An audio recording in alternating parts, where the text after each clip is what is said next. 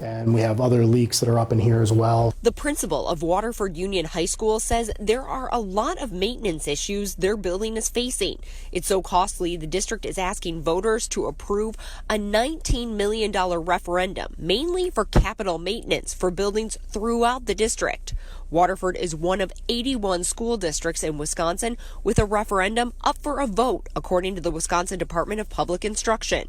You're seeing a lot of referendums in districts where schools may have been built to accommodate the baby boom generation. Back in the 60s, school and 70s, schools were being built quickly to meet the growing demand, the growing number of students.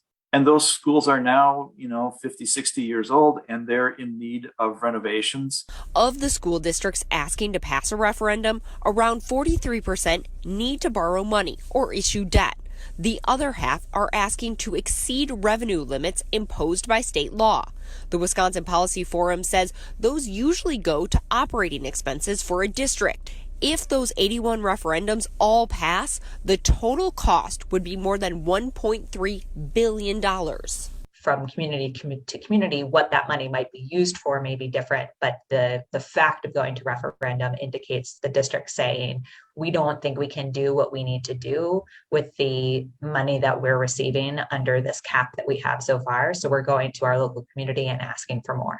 The Wisconsin Association of School Boards says those revenue limits are tied to enrollment. The lower the enrollment, the less money a school district is legally allowed to get from the state. Many of the referenda on the ballot on April 5th asking for more money are from smaller rural districts that are experiencing declining enrollment.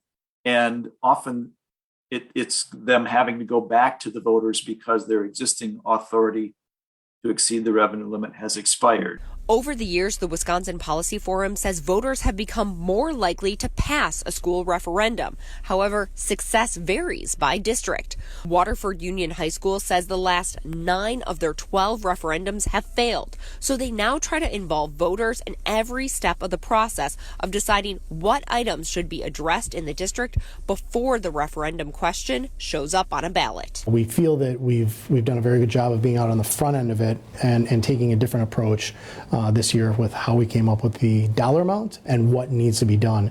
And our taxpayers told us this is what we would support. Ultimately, it will be up to the voters to decide on Tuesday. Waterford Union says if their referendum fails, they will have to go back to the voters in November.